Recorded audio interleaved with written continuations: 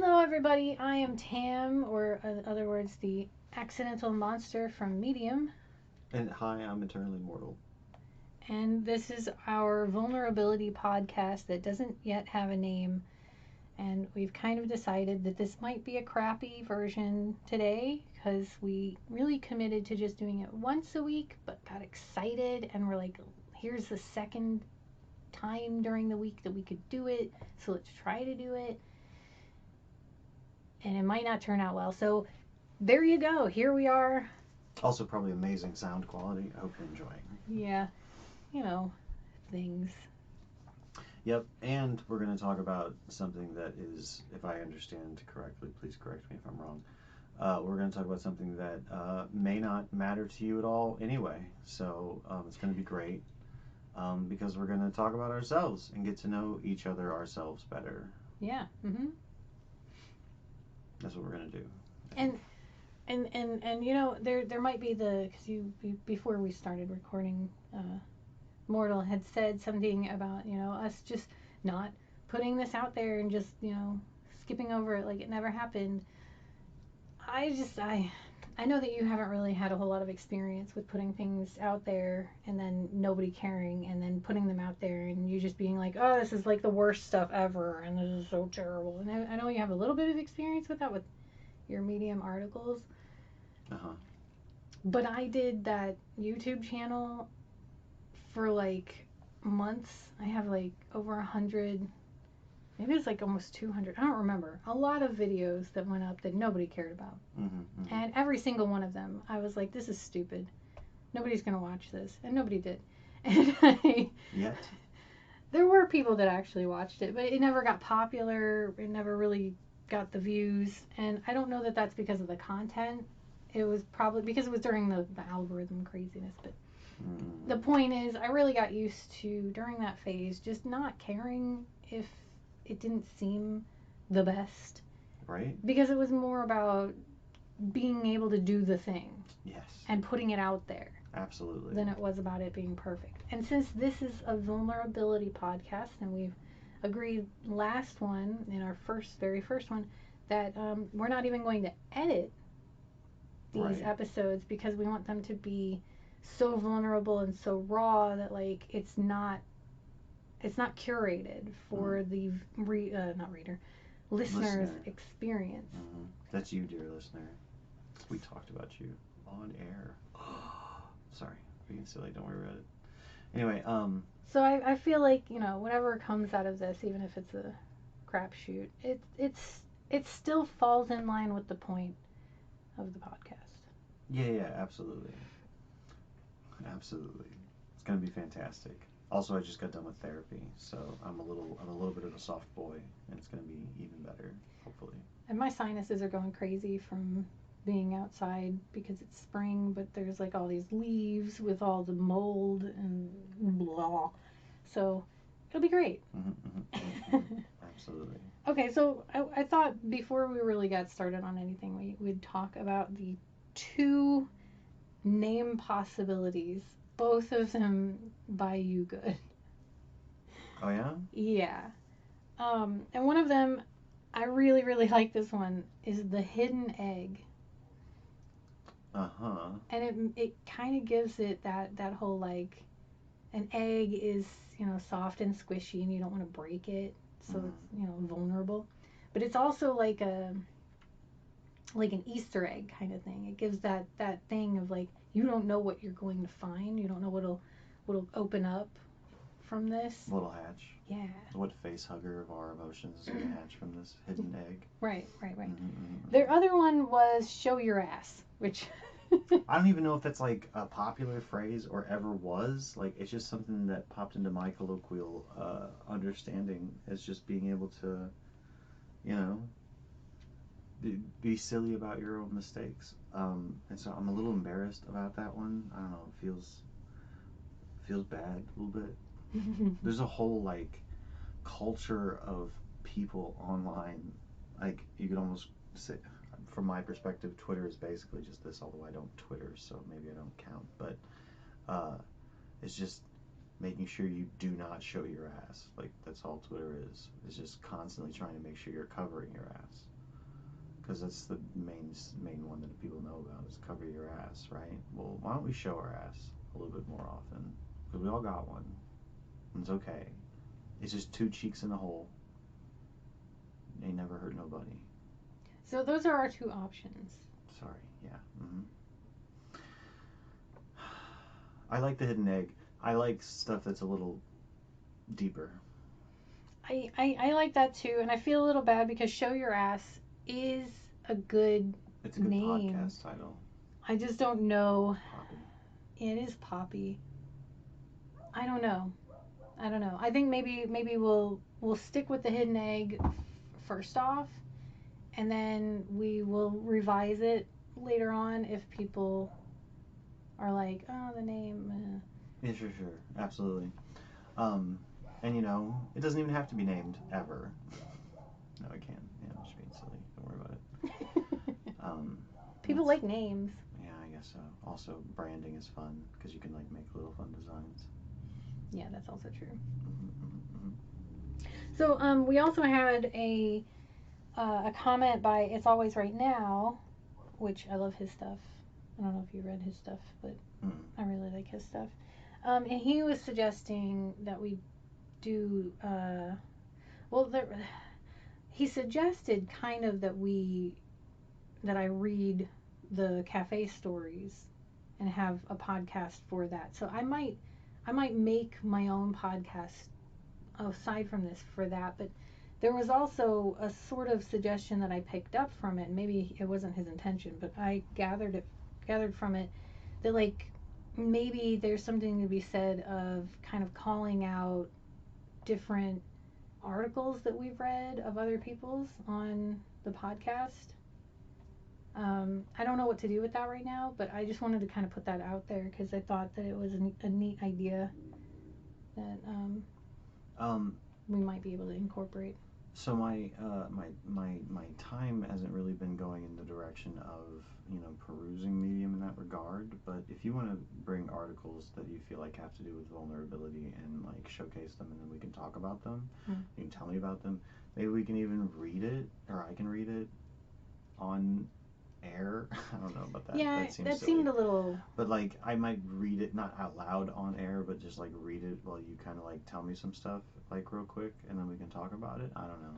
It's a possibility though. Well, I was thinking extrapolating from what I do with the cafe article, like maybe the people that comment on the podcast stuff, if they're on like if they're commenting on the Medium article with the podcast stuff, then I can look into their recently created stuff and then mention whatever my favorite one is of what they've currently written.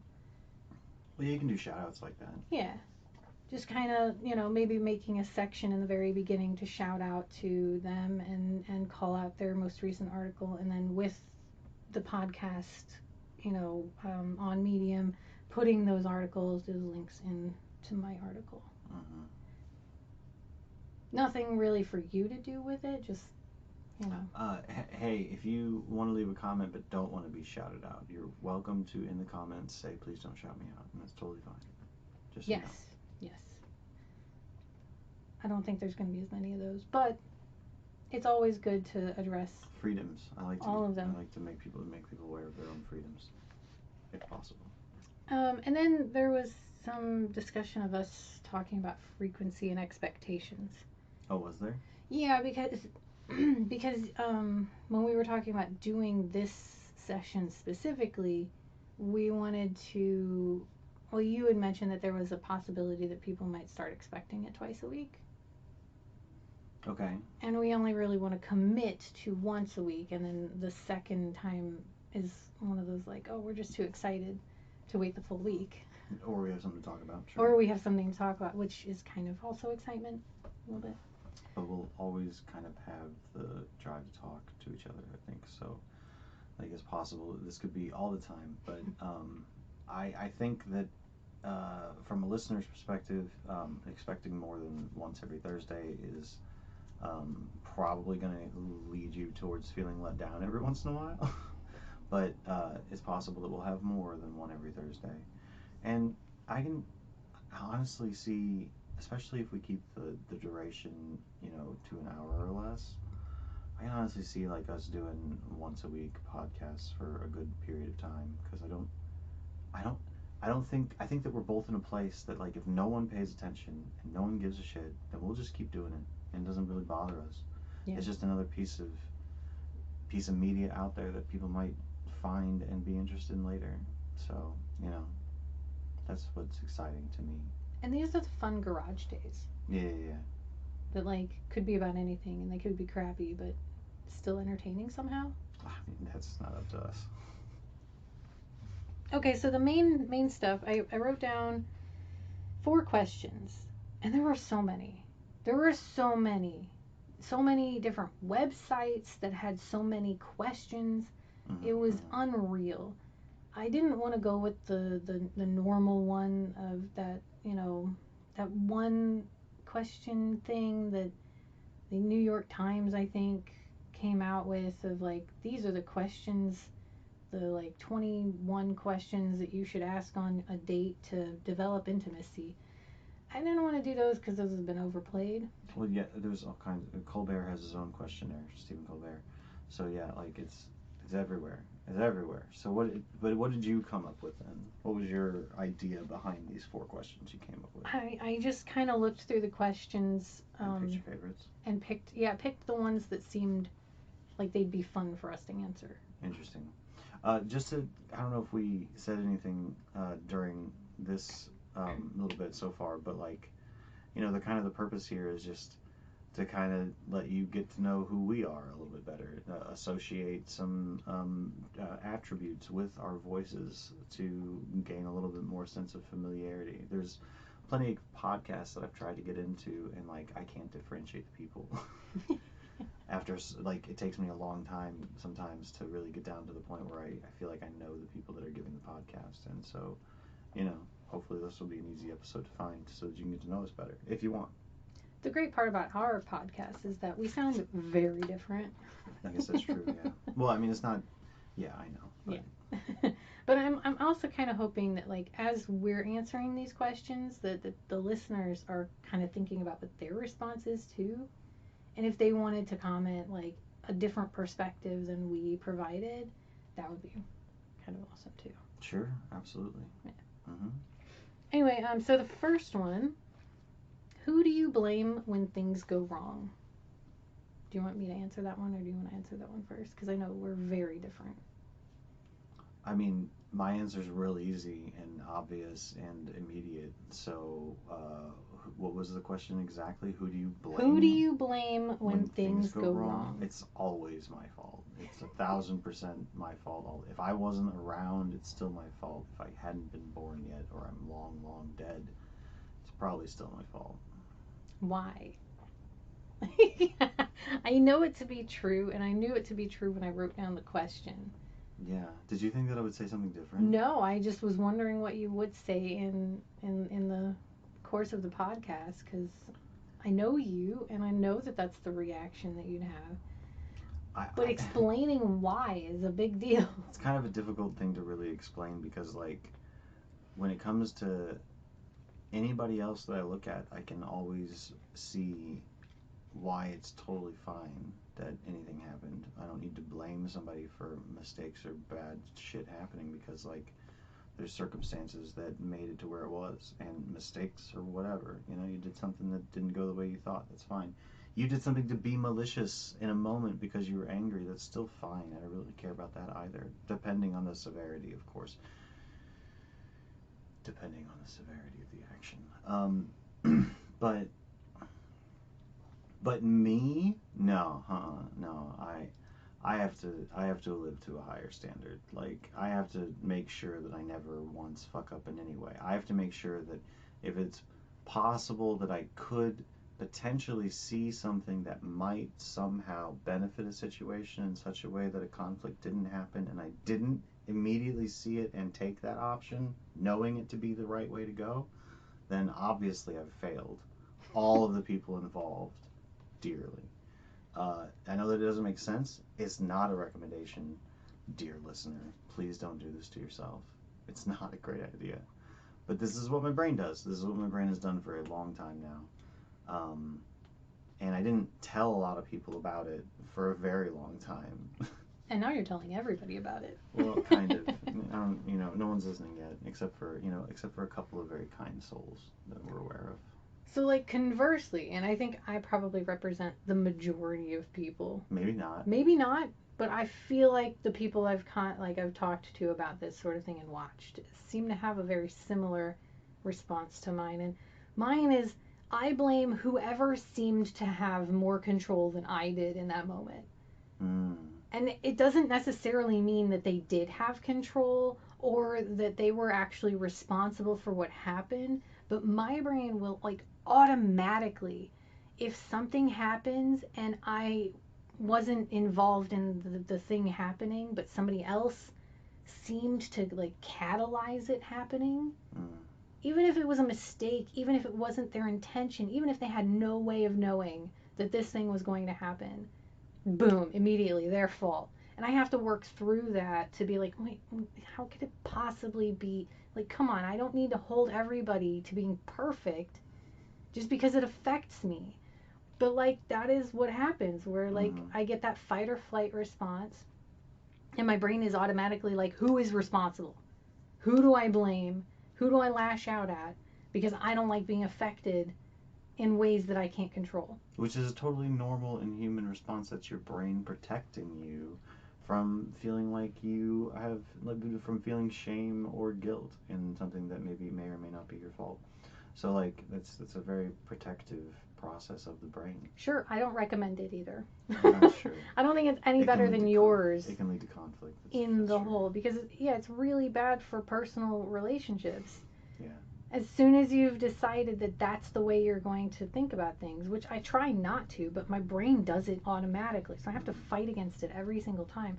So as soon as I've like forgotten to fight against it in a weak moment, I've automatically just like harmed my relationship with that person. And I've harmed my relationship with myself because I'm not taking responsibility for my part, or just finding a place of peace and calmness to just forgive what is and just be in the moment and accept things as they are. Like, all of those things are just ruined in those weak moments, and I have to rebuild every single time. After you forgive yourself. Yeah. Because you take some time for that. Yeah. Sometimes. Yeah. You take some time for that.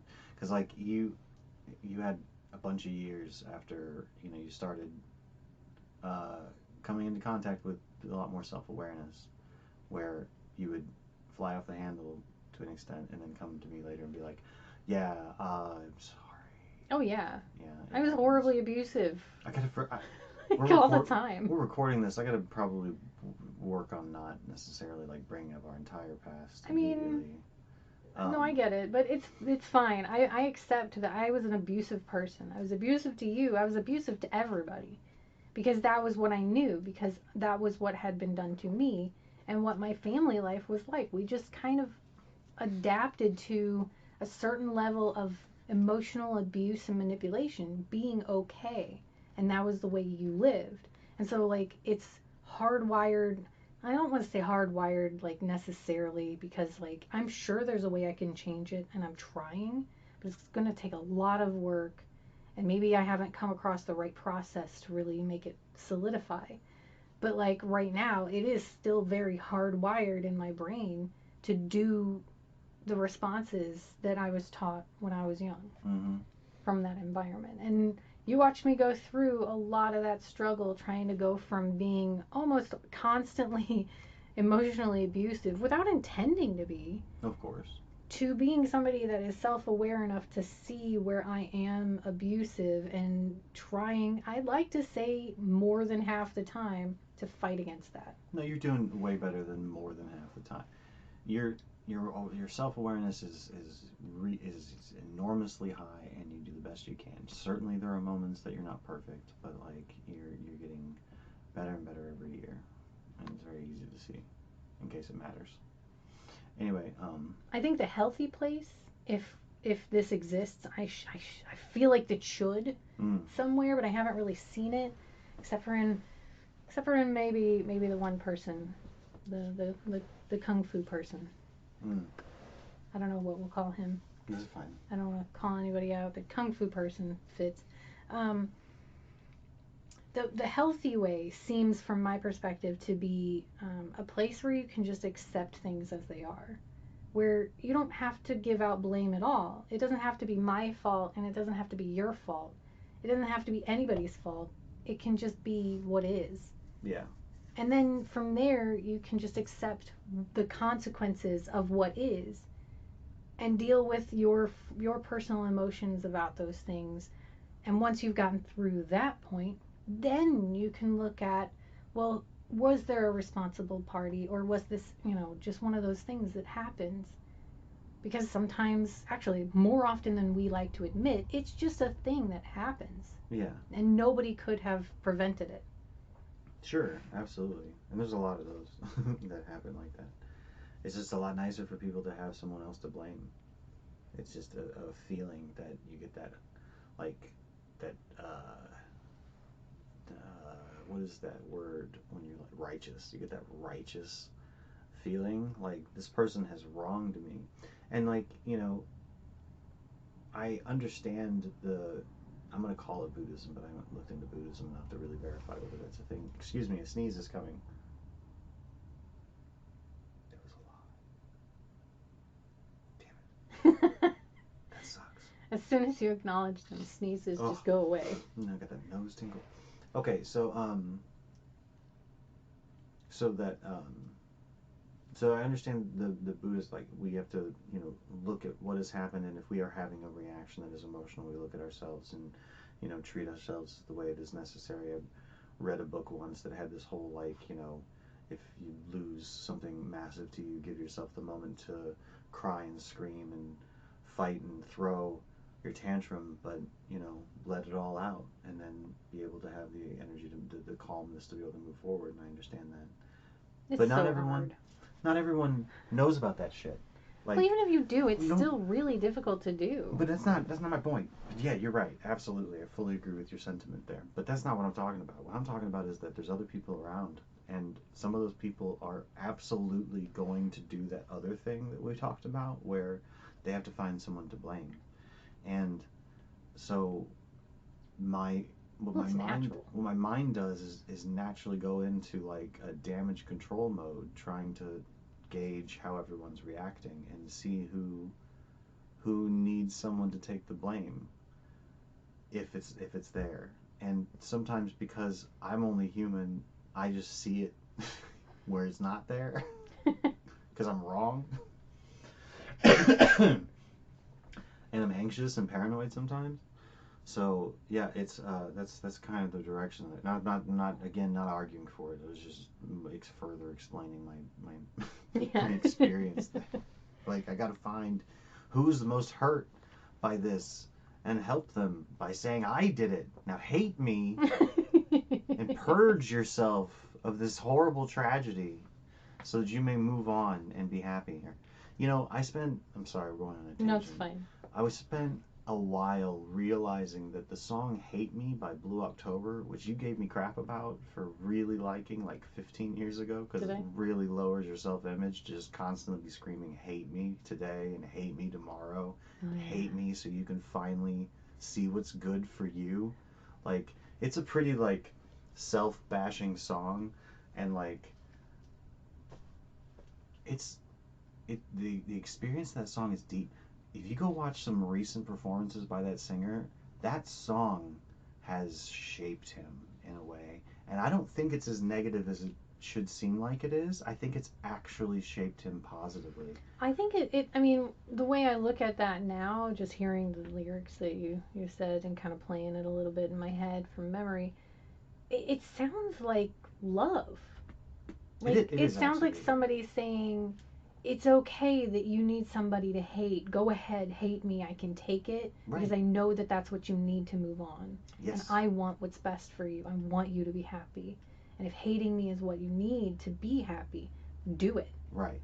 And the reason why I adore the song is because seeing the song, the way that it's portrayed in the music video for the song and everything, actually gives me the hint It lets me know that my perspective, that having hatred toward me will make you better, is flawed because it has my own lens over it, the mortal the eternally mortal lens, showing my perspective.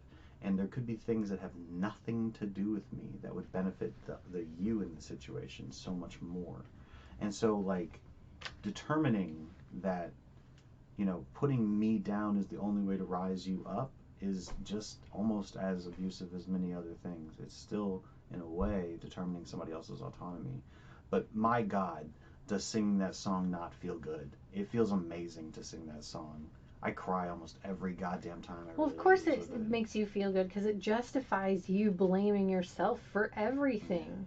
Yeah. Yeah. And we've come full circle. Are you ready to move on to the next question? Sure, let's go. Do you ever feel like an imposter? Why don't you go first this time? I would answer that question with a question. Are there people that don't? and and if so, shouldn't they? I mean, of course I feel like an imposter all the time. I feel like I shouldn't be doing anything. But then I also feel like I should be doing everything. And like it's very confusing in my head. There's no way for me to win in my own mind.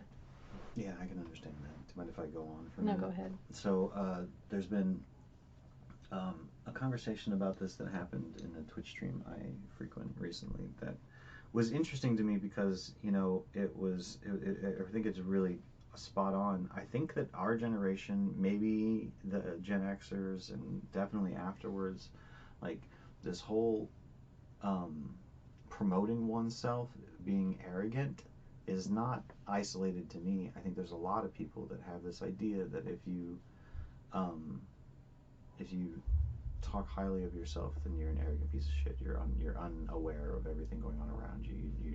You're dumb, basically. What were you? Um, I kind of lost my own thread for a second there. The imposter. Right, the question. imposter. Yeah. Yeah, the imposter syndrome. And I was talking about the stuff. Yeah, you have to feel like you're an imposter in the places that you frequent because you can't feel arrogant because then everyone Yeah, you're not hates allowed. you. You're not allowed to feel confident enough to not feel like an imposter. I don't think that that's the entirety of it, but I think that that's a good portion of it. Actually, is that our whole generation, for some reason, it was impressed upon us that if we think we're awesome, we're just gonna get shit on constantly. Yep. And so we had to all feel like we're a piece of shit. And it's fucking everywhere. Like the people that I look at online that are younger than me, down to like almost 20 years younger than me, every single one of them, no matter how popular or amazing or talented or kind they are, think they're a piece of shit. Like, and they'll say that in those moments. Like, they're playing a game and they fuck something up and it just pops out of their mouth. I'm a piece of shit. And it's like, that's not staged. That's not part of the persona that they're playing. That's their own actual reaction to a tiny little mistake that they made in like a video game.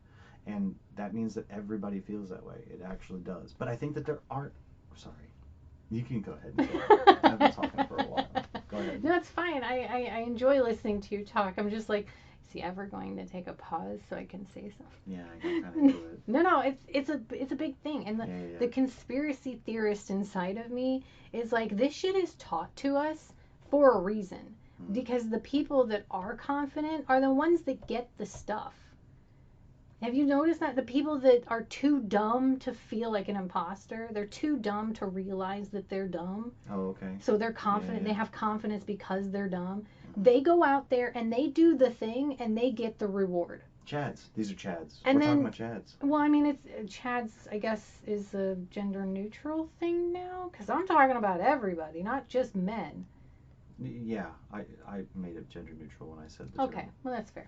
Well, I mean, and I really feel like somewhere along the line, this had to have been something done on purpose to put more intelligent and more emotionally intelligent people down so that we can't get into those same arenas because we have to fight against that perspective because we're too smart to not be immune to it.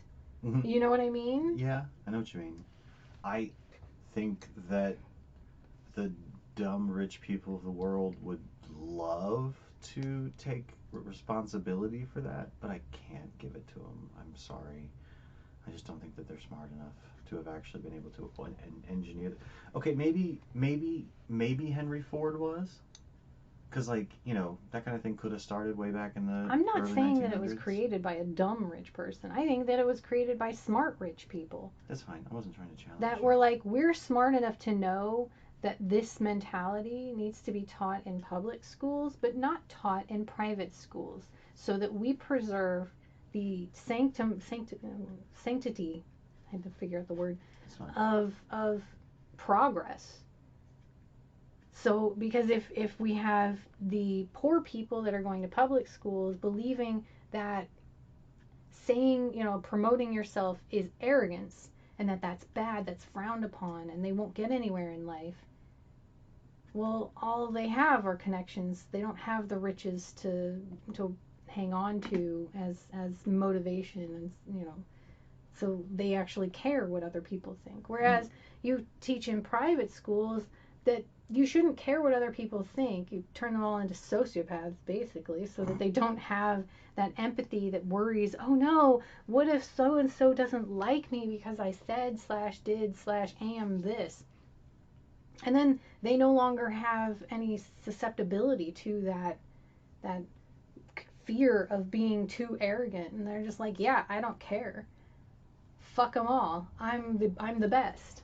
Yeah, I don't know the where it's coming from is necessarily the schools, because I No, know it might not be, but I I know I people that feel went like to it is. I know the people that went to private school that still feel that same way. but but at the same time, I do think that there has been. I mean, because there's common ideas about the people wanting a passive workforce, right? And that's part of I've heard, not that I subscribe to it necessarily. I kind of just think anything could be real, but I've heard that maybe TV was part of an idea to keep people kind of pacified so that they didn't realize they were being fucked over, because like we've been fucked over. The further it back in the history you go, the more and more the lower class has been fucked over. I don't know about more, but the more overt. Like now, I think they're just getting more like tricksy with it. They're trying. I think that it's still there. It's not gonna last forever though. I mean, nobody's gonna believe me on this, but eventually it's just not. It's just gonna collapse, and actually, there's gonna be decent people in the world that are deciding what's going on.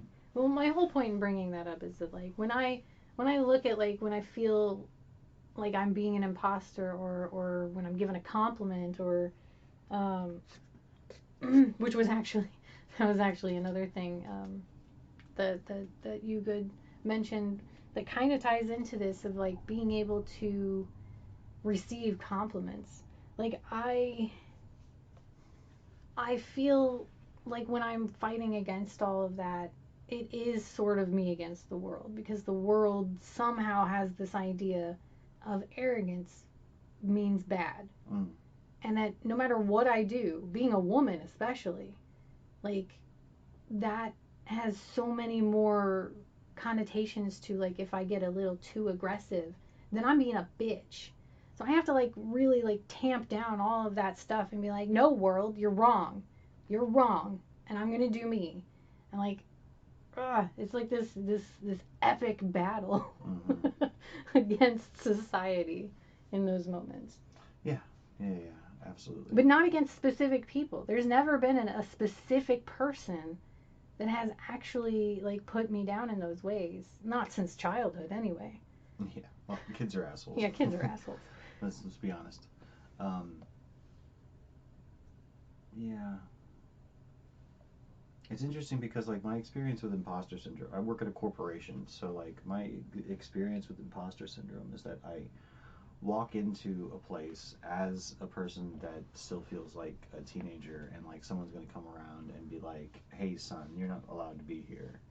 Like, and I'm over 40, and I've been at this company for a good decade in various capacities, and I also walk around and feel like if anybody asks me anything about what's going on, I have a pretty good idea of at least what to answer or who to direct them to. So like I have a confidence there.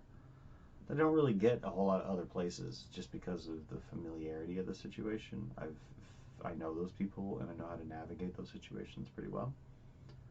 But I still feel like an imposter all the time. It's been just recently, past couple of years, that I feel like I deserve more money than I'm getting.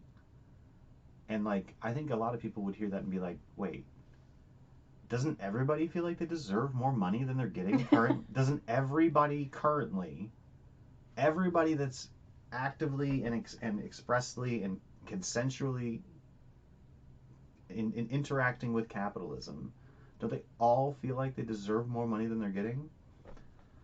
No, I didn't. I didn't until a couple years ago. I really didn't.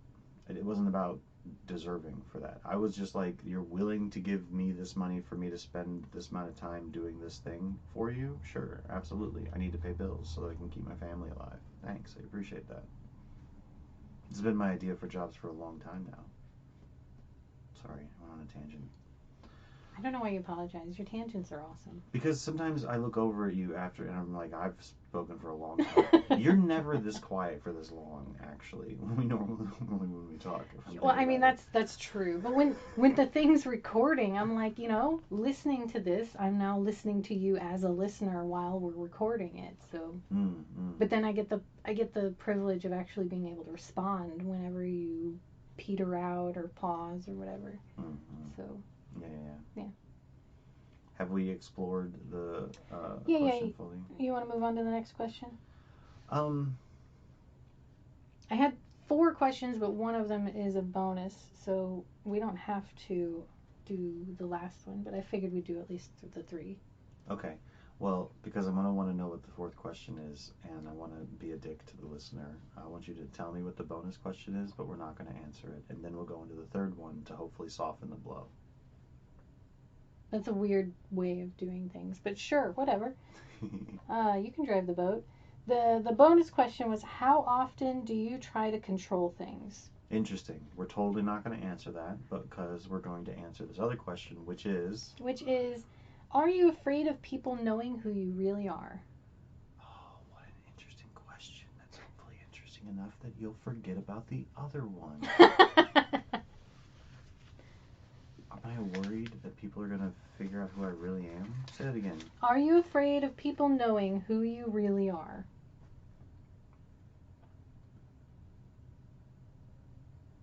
Do you want me to go first, or do you have a simple answer for this?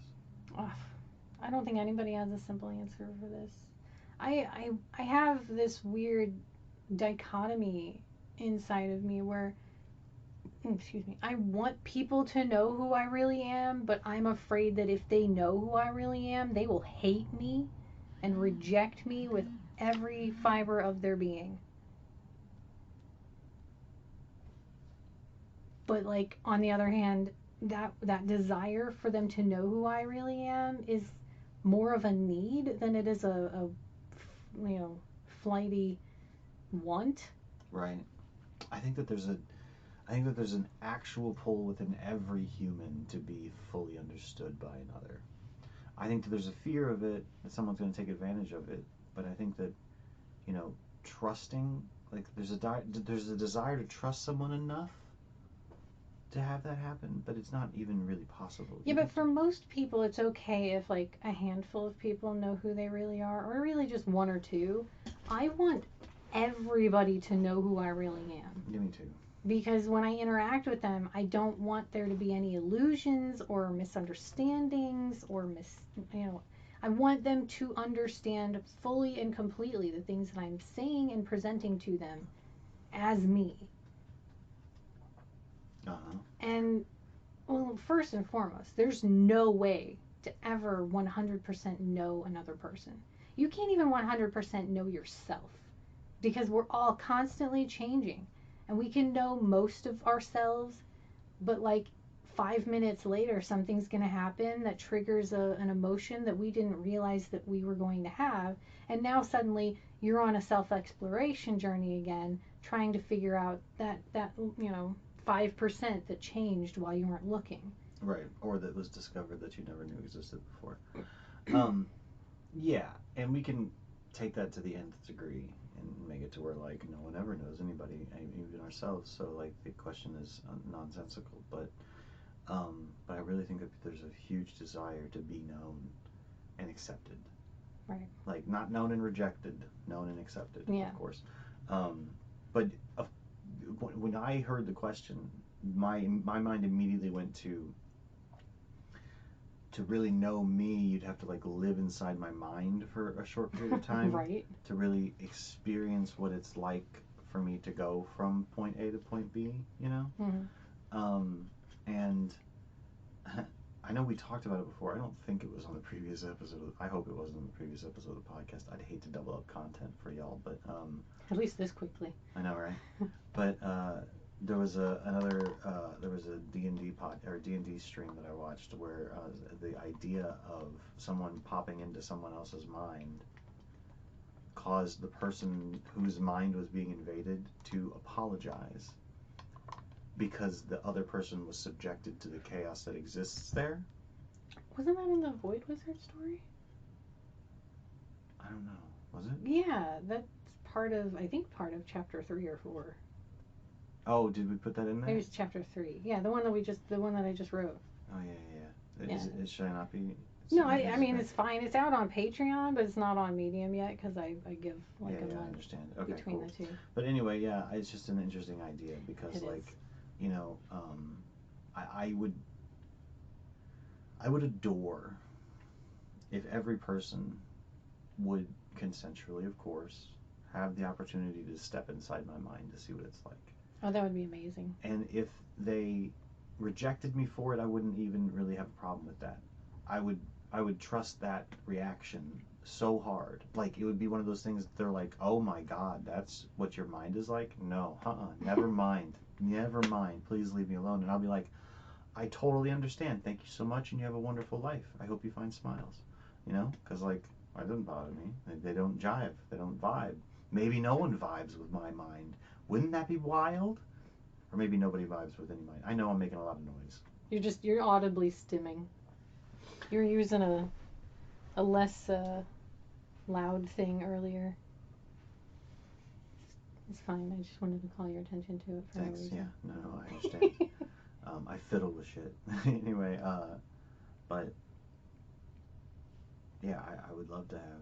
I would apologize to every single one of them, everybody that popped into my mind, because I am genuinely convinced that it's worse up in my mind than it is in other people's minds, which is incorrect. Everybody's mind is pretty I chaotic. think you'd go insane if you went inside my head. I really do. I think that it's very difficult to traverse my mind, and I've done the best I can without going crazy, but like there were some times where it's kind of like, was I really not crazy, or did I just barely skirt the line there? And I think, I think you kind of touched on like the one fundamental difference between my view of people knowing me and your view of people knowing you is that if you were rejected for people knowing who you were, you would be okay with that because then they're rejecting you because of you.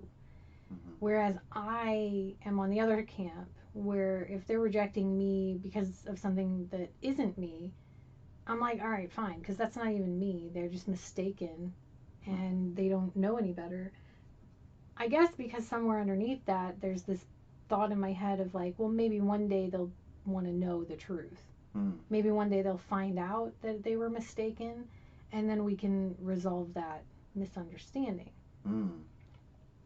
But if they reject me for me, then I almost take that as a character hit because that just means that I am rejectable. Does that make sense? Yeah, but I don't. Hopefully, this isn't. So, we're consent is so important that everyone is rejectable.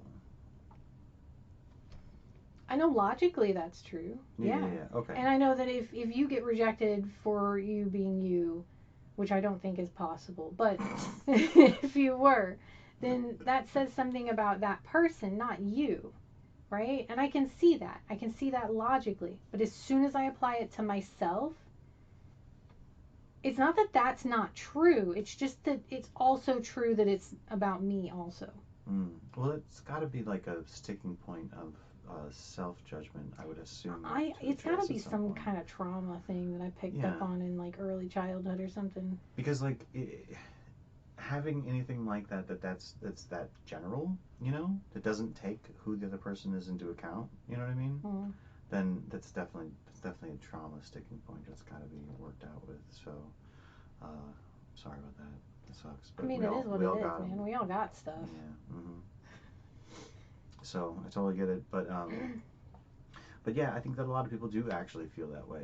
That like if anybody, even if somebody that you fucking hated rejected you, you'd be hurt by it. Yeah. That you'd feel bad. You'd be like, why? What about me was so terrible that this person decided to reject me?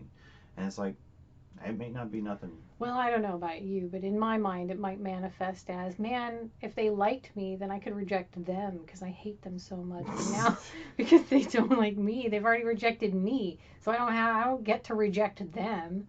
Ugh.